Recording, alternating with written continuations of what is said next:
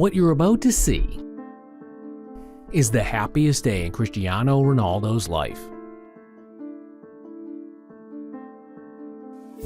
And the day Messi conquered the world. See, football is full of beautiful moments that make even the strongest dudes want to shed tears a bit. So I decided to make a list of the most emotional and beautiful moments in the game. And first up, CR7's defining moment that put a nation on the international stage.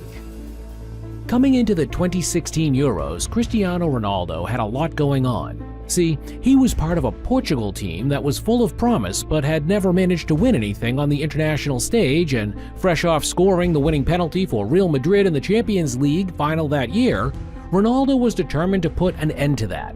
So in the first 3 group stage games, he brought his A game and carried his team in a nervy shootout win against Poland, as well as helping them beat Croatia and Wales to reach the finals. But there was just one problem, because in that final, they were up against France, the hosts, and the first time in a long while, Ronaldo was suddenly the bad guy. But you see, Ronaldo was built different, and he was determined not to let the pressure get to him on the big stage, and as the game went on, Ronaldo was just starting to feel the rhythm when snap, his dreams got broken in an instant.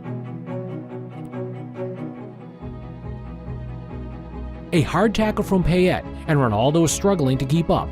It was clear that he was injured, and no matter how hard he tried, twice even, his legs just couldn't take it. And as Ronaldo sat down on the turf, he had tears in his eyes because he thought his dream was over, and he had to be subbed off. But in the second half, much to the cheers of the Portuguese fans, Ronaldo returned to the stands to help his Portuguese teammates. The match ended 0-0 and went into extra time. The Portuguese coach had to make a sub, and as they were preparing to go on, Ronaldo had special words for one of his teammates. "Edgar, go on, no fear, you will score." Kinda seems like this was the magic trick, because with 7 minutes to go until the penalty shootout, Eder set a missile driver past the French keeper and into the back of the net. Portugal managed to hold on, and Ronaldo was going through all the emotions on the sidelines, and together with his teammates, as soon as the ref hit the final whistle, he let it all out, because he knew for the first time he'd become, damn, what a feeling. It meant the world to Ronaldo, man. He even described it as the happiest moment in his life in the locker room. Pure joy. That's the tale of one number 7 and how he was loved by his country. This next number 7 had to fight hard to get his nation's love back after losing it in dramatic circumstances. Now for this one, I gotta go back to 1998. Beckham was one of the stars of the English national team, and the hype around him was unreal. After helping the 3 Lions make it past the group stage, Beckham and his English team were up against Argentina in the round of 16, and the match was tense. It looked like England was going to dominate until the ref caught Beckham reacting to a foul from Diego Simone by kicking out. And before Beckham could even figure out what was going on, the ref sent him off. Just like that, Beckham became public enemy number 1, and everywhere he went, especially with the national team, the fans kept reminding him that he cost them a shot at the World Cup quarterfinals. This reality was eating at Beckham, and over the next 3 years, he was determined to make it up to the fans. All he needed was the right opportunity, and he got it at the perfect timing. The final qualifying match for the 2002 World Cup, and England needed only a draw to make it through. But in the 90th minute, with seconds left to play, England was losing 1-0 at home, and they just couldn't believe it. Just when it seemed like all hope was lost, Beckham got a free kick at the edge of the area, and as he placed the ball down, he remembered all the hurt and disappointment from 1998. And with that in mind, he knew he had to make this kick, or he'd let his nation down. And in one of the most beautiful moments of all time in the game, even the commentator couldn't believe it. Beckham had saved an entire nation from crashing out of the World Cup qualification and made himself a hero, all within seconds. Man, stuff like this is beautiful. There's just something about last-minute goals. They're amazing. I haven't seen a crowd react this crazy since one man ended a trophy drought that lasted for almost 44 years. On the final day of the 2011-2012 season, the Premier League was intense. See guys, for the first time since 1968, Manchester City were on the brink of winning the Premier League title. All they had to do was beat QPR on their own turf, and they'd be champions. But with a few minutes till the end, it was going horribly wrong.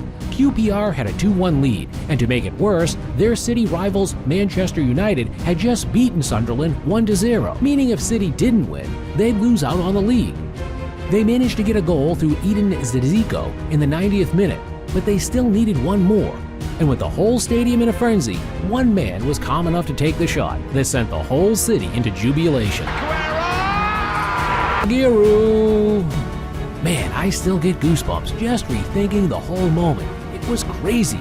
Aguero's goal was enough to secure the title for City and end the drought, poured onto the pitch at the final whistle, and I haven't seen so many people showing that much support for one person since AS Roma said farewell to their club legend. Francesco Totti is the ultimate one-club player. The dude spent his entire career playing for AS Roma and even said he loves the club more than he loves his wife. Yikes! But at the end of the 2015-16 season, Totti decided it was finally time to call it quits on his career, and the entire city of Rome was prepared to give him a send-off fit for a king. Now that's how you bow out. Amazing! Legends saying goodbyes are hard to take in, but the scenes are amazing. I mean, there's Totti and Roma and JT and Chelsea. In his playing career, everyone knew Chelsea as the John Terry Club. The dude was that important.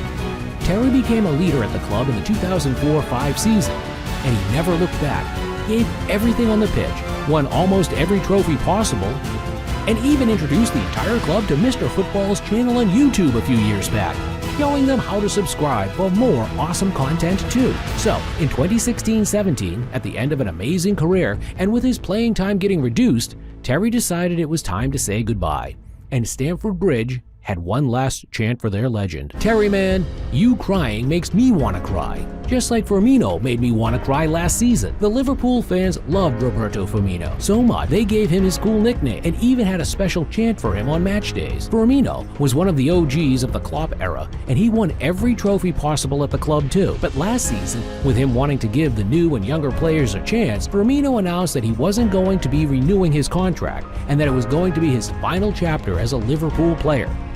Now, this one had all kinds of special written all over it, because in Mohamed Salah's first game for the club, it was Firmino who assisted his first goal.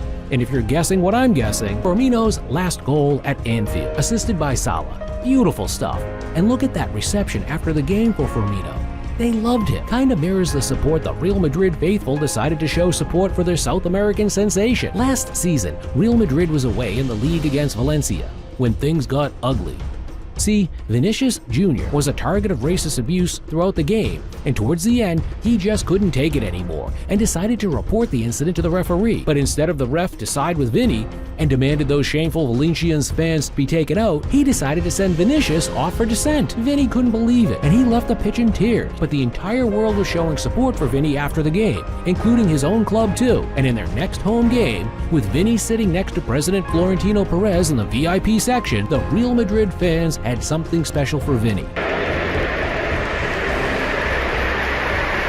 Look at that, showing support for him at the 20th minute. His jersey number 2, beautiful stuff. Vinny says they're the reason he always kissed the Madrid badge when he scores. See guys, there's something special about getting support from the ones who stick with you during the dark times. And don't take it from me, just ask Ronaldo himself. April 2022 was a rough period for Ronaldo, the hardest in his career. See, he was trying to help his United team qualify for the Champions League, but with his partner Georgina Rodriguez expecting a child, Ronaldo had to hop between training schedules just so he could be there for her and see his kids live. And on the delivery day, Ronaldo went in with her, but when he came out, he had tragic news. One of the twins he was expecting didn't make it, and it broke him. Ronaldo needed some time to be alone with his wife and family, and once the news was out to the entire world that Ronaldo had lost his son, the support started pouring in. But it was at Anfield that it was truly special, because despite Liverpool being one of Manchester United and Ronaldo's biggest rivals, they set aside everything to give his son a special tribute. Now that's incredible. Kinda remind me of Pep and KDB's special moment after finally defeating the hardest challenge in their career. When Pep Guardiola got appointed as Man City manager in 2016, his primary task was to help City win the Champions League for the first time in their history. And in his first transfer window, he bought Kevin De Bruyne to help him achieve his goal. They knew it wasn't going to be easy, but it was way tougher than they expected. countless knockout stage exits, and when they finally made it to the final in 2021, KDB picked up an injury in the opening minutes and had to watch from the stands as his City team lost 1-0 to Chelsea. 2 years later in 2023, and they were in the final again, this time against an Inter Milan team that looked pretty hard to beat. And barely 30 minutes into the match, it was deja vu all over again. KDB got injured, and the Inter team began launching at the City defense. But Pep and City managed to hold on, and through Rodri's brilliant strike, they won the Champions League for the first time ever. In the celebrations, the cameras managed to catch Pep exchanging some words with KDB, reminding De Bruyne about how hard they had suffered together, and it was beautiful. But you see guys, as special as this was, I don't think it comes as close to this next guy on the list, because his defining moment was the crowning of the GOAT. Coming into the 2022 World Cup, all eyes were on Lionel Messi and his Argentine team, particularly after he announced that this edition was going to be his last. Messi had come close to winning the showpiece before, but he just fell short in 2014 final, losing 1-0 in Germany. And at the start of this World Cup, it didn't really seem like Argentina and Messi would have any luck at this one, particularly after losing in the opening game to Saudi Arabia. But they somehow managed to rally round and make it past the group stage, beat Australia in the round of 16, a thrilling win over the Netherlands in the quarterfinals, before defeating Croatia in the semis to reach the final. After taking a 2-0 lead, with Messi scoring the opener, it looked like Argentina would be cruising to victory until Kylian Mbappe struck twice in 3 minutes to send the game into extra time. Mbappe and Messi scored again, and after a 3-3 draw, the game went into penalty. Messi was holding his nerves with his teammates. You could see the nerves in his eyes, and lucky for Messi and Argentina, they had a cheat code in Emiliano Martinez, who was an expert in catching pens. After saving 2 French spot kicks, Gonzalo Montiel had the chance to wrap it all up for Argentina, and with the final kick of the 2022 World Cup, boom! Messi and Argentina made history. The crowning of the GOAT? Amazing! See guys, part of the reason Messi put on a show in the final was to humiliate an opponent who trash-talked both his country and his continent. Guess the dude didn't learn, because this ain't the first time Messi's ended careers on the biggest stages. Click the next video to find out the 10 times Messi has humiliated opponents.